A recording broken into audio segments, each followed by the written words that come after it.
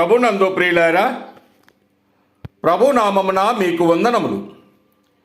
ఈరోజు దేవుని యొక్క వాక్య ధ్యానము ఎఫెసీయులకు రాసిన పత్రిక 2వ అధ్యాయం 21వ వచనము.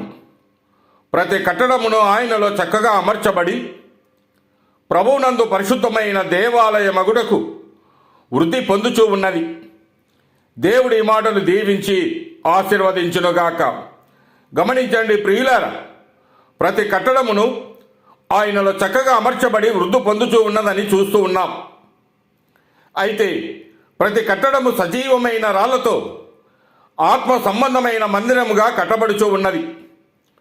పేతురు రాసిన మొదటి పత్రిక 2వ అధ్యాయము 4-5 వచనాలు గమనిస్తే, మనుషుల చేత విసర్జింపబడినను దేవుని దృష్టికి ఏర్పరచబడినదియు అమూల్యమును సజీవమునైన రాయినగు ప్రభునొద్దకు వచ్చిన వారై యేసు క్రీస్తు ద్వారా దేవునికి అనుకూలములగు ఆత్మ సంబంధమైన బలులు అర్పించుటకు పరిశుద్ధ యాజకులుగా ఉండునట్లు మీరును సజీవమైన రాళ్ళవలే ఉండి ఆత్మ సంబంధమైన మందిరముగా కట్టబడుచూ ఉన్నారని వాక్యము సెలవిస్తూ ఉన్నది. అనగా ప్రతి కట్టడము ఆయనలో చక్కగా అమర్చబడి అను మాటకు సొలొమోను కట్టినటువంటి మందిరమునకు మాదిరిగా చూడవచ్చును. అలాగనే సంగమును, ఈ మందిరము కూడా దేవుని పరిశుద్ధాత్మ వాక్యమనే కత్తి చేత ఆయన చెక్కి సరిచేసి కట్టుచూ ఉన్నాడు. అలాగే పరిశుద్ధాత్ముడు మనలో ఉన్న పాత వాటిని, అనగా పాప ఇచ్ఛలను కోరికలను చంపి ఆత్మ సంబంధులుగా చేసి మందిరమును కట్టుచూ ఉన్నాడు. రాజులకు రాసినటువంటి మొదటి గ్రంథము 6వ అధ్యాయం 7వ వచనములో మందిరము ముందుగా సిద్ధపరిచి తెచ్చిన రాళ్లతో కట్టబడనని వ్రాయబడి ఉన్నది. మందిరము కట్టు స్థలమున సుత్తె, గొడ్డలి మొదలైన ఇనుప పనిముట్ల ధ్వని ఏమాత్రము వినబడలేదు.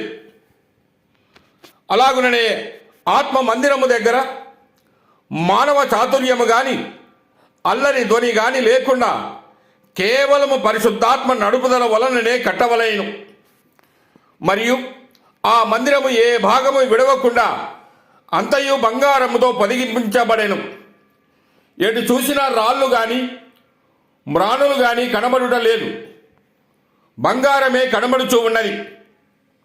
అలాగనే సంఘములో కూడా క్రీస్తే కనబడవలేను.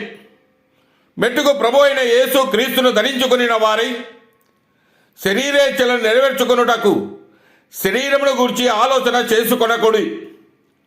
నేను క్రీస్తుతో కూడా సిలువ వేయబడి తిని, అనగా చనిపోతుని, ఇక జీవించువాడను నేను కాదు క్రీస్తే అని సెలవిస్తూ ఉన్నాడు. అంతేకాక నా యందు జీవించుచున్నాడని పౌలు చెప్పినట్లుగా మనము చనిపోయిన అనుభవం కలిగి క్రీస్తును చూపించే వారముగా ఉండాలి.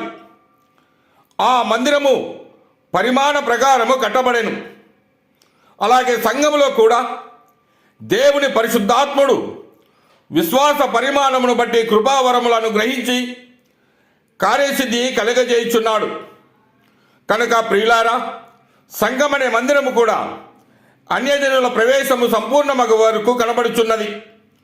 ఆయనలో మీరు ఆత్మ మూలముగా దేవునికి నివాస స్థలముగా కట్టబడవలెను. దేవుడు మిమ్మల్ని దీవించి ఆశీర్వదించునుగాక.